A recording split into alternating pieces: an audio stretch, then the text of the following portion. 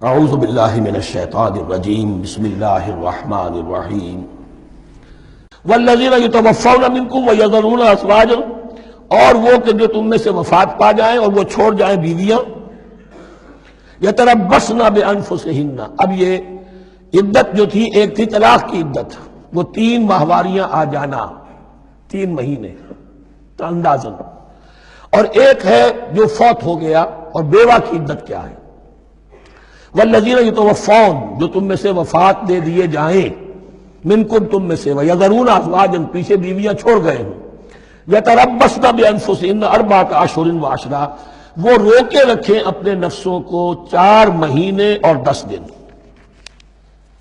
4 مہینے 10 دن تک ایک جو بیوہ عورت ہے وہ کوئی اور نکاح نہیں کر سکتی، 4 مہینے 10 دن۔ فَإِذَا بَلَغْنَ أَجَلَهُنَّ، اور جب وہ اپنی اس مدت تک پہنچ جائیں، یعنی پوری ہو گئی مدت عدت کی، فَلَا جُنَاحَ عَلَيْكُمْ فِي مَا فَعَلْنَ فِي أَنفُسِهِنَّ، تو تم پر کوئی گناہ نہیں ہے اس معاملے میں جو وہ اپنے بارے میں کریں۔ اب وہ آزاد ہے، نکاح کر سکتی ہے۔ اب تم روکنا چاہو، ہماری ناک کٹ جائے گی، یہ بیوہ بیٹھ نہیں سکی، اس سے رہا نہیں گیا، نہیں، غلط بات، تمہارا کوئی اختیار نہیں۔ لا جناح علیکم فیما فعلن فی انفسہن بالمعروف، کریں نیک طریقے سے، بھلے طریقے سے، شریعت کے مطابق، قواعد شریعت کے مطابق، تو تمہارا اختیار نہیں ہے کہ روکو۔ واللہ بما تعملون خبیر، اور جو کچھ تم کر رہے ہو اللہ اس سے باخبر ہے۔ ولا جناح علیکم فیما عرضتم بہ من خطبۃ النساء واکننتم فی انفسکم، اب یہ انہی بیواؤں کا ذکر ہو رہا ہے۔ تم پر کوئی حرج نہیں ہے کہ جو تم اشارے میں کوئی بات اور پیغام دینا چاہو کسی بیوہ کو، اشارے کنائے میں، لیکن یہ کہ اس میں عدت کے دوران نکاح تو نہیں ہو سکتا، اشارے کنائے میں یہ کچھ بات کہی جا سکتی ہے کہ مجھے دلچسپی ہے، شاید میں کوئی بھی طریقہ اختیار کیا جائے۔ او اکننتم فی انفسکم، یا اپنے دلوں میں چھپائے رکھو، تو اللہ کو کوئی اعتراض نہیں۔ اس میں یہ کہ ظاہر بات ہے کہ ایک آدمی علم اللہ انکم ستذکرونہن، اللہ کے علم میں ہے تمہیں ان کا خیال تو آئے گا ہی، آخر یہ عورت تھی، بیوہ ہو گئی ہے، اب میں اس سے شادی کر سکتا ہوں، آپ کو رغبت ہے اس کی طرف نکاح کی، تو اب کوئی آدمی سوچے میرے دل میں خیال آ رہا ہے بیوہ کے بارے میں، میں تو گناہ گار ہو گیا، میرا دل گناہ گار ہو گیا، نہیں، یہ قانون فطرت ہے۔ علم اللہ انکم ستذکرونہن، اللہ کے علم میں ہے، ان کا خیال تو تمہیں آئے گا ہی۔ ولکن لا تواعدوہن سرا، لیکن ایسا نہ کرو کہ ان سے معاہدہ کر لو خفیہ خفیہ، طے ہو جائے، بات پکی ہو جائے، سرا الا ان تقولوا قولا معروفا، سوائے اس کے کہ کوئی معروف بات کہہ دی جائے جس سے انہیں اشارہ مل جائے، بس۔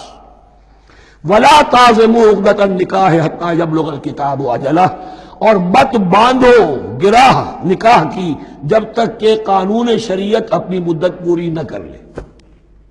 یعنی عدت جب تک پوری نہ ہو جائے۔ اب یہاں دیکھیے حتی یبلغ الکتاب، کتاب سے مراد شریعت، قانون شریعت، کتاب سے مراد یہاں کیا ہے کہ جو بھی قانون آ چکا ہے کتاب کے اندر،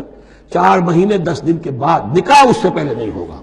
وَاعْلَمُوا أَنَّ اللَّهَ يَعْلَمُ مَا فِي أَنفُسِكُمْ فَاحْذَرُوهُ، اور جان لو کہ اللہ خوب جانتا ہے جو تمہارے دلوں میں ہے، پس اس سے ڈرو،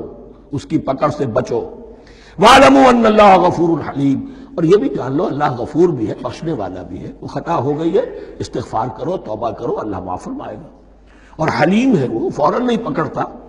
بلکہ ڈھیل دیتا ہے، مہلت دیتا ہے، اگر چاہو تو تم توبہ کر لو۔ لا جناح علیکم ان طلقتم النساء ما لم تمسوهن او تفرضوا لهن فریضہ، تم پر کوئی گناہ نہیں ہے کہ تم ایسی بیویوں کو طلاق دے دو کہ جن کو نہ تو تم نے اب تک چھوا ہو اور نہ ان کے لیے مہر مقرر کیا ہو۔ یہ ہو جاتا تھا نکاح جو ہے بچپن میں بھی کر دیے جاتے تھے، لیکن ابھی کوئی نوبت نہیں آئی ہے، نکاح تو ہو گئے لیکن نہ کوئی مہر مقرر ہوا ہے، نہ کوئی ان کی ملاقات ہوئی ہے، تو اگر ایسا کرو گے تو تم طلاق دے سکتے ہو۔ وَمَتِّعُوهُنَّ، لیکن شرافت کا تقاضا یہ ہے کہ جو لڑکی تم سے منسوب رہی ہے، اب اگر وہ رشتہ توڑ رہے ہو تو اسے کچھ دے دلا کر، اسے کچھ نہ کچھ متاع، کچھ سامان دنیاوی دے کر۔ مَتِّعُوهُنَّ عَلَى الْمُوسِعِ قَدَرُهُ وَعَلَى الْمُقْتِرِ قَدَرُهُ، جو وسعت والا ہے، جس کو کشائش حاصل ہے، غنی ہے، وہ اپنی حیثیت کے مطابق،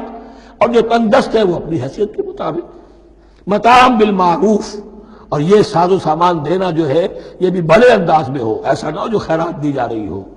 حقا علی المحسنین، یہ حق ہے محسنین پر، یہ سمجھے کہ ہم پر اللہ تعالیٰ کی طرف سے عائد کردہ یہ ذمہ داری ہے۔ وَإِن طَلَّقْتُمُوهُنَّ مِن قَبْلِ أَن تَمَسُّوهُنَّ وَقَدْ فَرَضْتُمْ لَهُنَّ فَرِيضَةً، اور اگر دوسری شکل یہ ہے کہ تم نے طلاق دی ایسی بیوی کو کہ جس کو تم نے چھوا تو نہیں ہے لیکن مہر مقرر ہو چکا تھا، فَنِصْفُ مَا فَرَضْتُمْ، تو اب آدھا مہر جو ہے جو تم نے فرض کیا تھا، جو طے کیا تھا، اس کا آدھا تو تمہیں دینا ہی دینا ہے، الا یعفون، الا یہ کہ وہ معاف کر دیں، ہمیں آدھا بھی نہیں چاہیے، کیا چاہیے ہمیں چوتھائی دے دیجئے، اور یعفو الذی بیدہ عقدۃ النکاح، یا وہ اس کے اندر جو ہے سخاوت سے کام لے کہ جس کے ہاتھ میں نکاح کی گرہ ہے، گرہ تو مرد کے ہاتھ میں وہ کھول سکتا ہے، عورت طلاق دے نہیں سکتی، لہذا کیوں نہ ایسا کرو کہ تم پورا ہی مہر دے دو۔ فرمایا وَأَن تَعْفُوا، اگر تم درگزر کرو اور زیادہ دو، اقرب للتقوی، یہ تقوی سے قریب تر ہے، وَلَا تَنْسَبُوا الْفَضْلَ بَيْنَكُمْ، اپنے مابین احسان کرنا مت بھولو، اور اپنے مابین جو فضیلت اللہ نے تمہیں دی ہے عورتوں پر اس کو مت بھولو۔ تمہارا پھر ایٹیچیوڈ بھی ایسا ہونا چاہیے کہ تم اپنے بڑے ہونے کے حساب سے ان کے ساتھ نرمی کرو، ان کو زیادہ دو، ان کو جتنا بھی مہر مقرر کیا تھا اس سے بھی زیادہ دے دلا کے رخصت کرو۔ قانون میں تو صرف مہر ہوگا، البتہ قانون یہی ہے کہ اگر انہیں چھوا نہیں ہے، مقاربت نہیں ہوئی ہے، لیکن یہ کہ مہر مقرر ہو چکا تھا تو آدھا مہر تو لازماً دینا ہے، آدھا بھی یہ چھوڑ سکتی ہے عورت، لیکن تمہارے لیے بہتر ہے کہ تم پورا دو یا اور زیادہ دو۔ ان اللہ بما تعملون بصیر، یقیناً جو کچھ تم کر رہے ہو اللہ دیکھ رہا ہے۔ صدق اللہ العظیم۔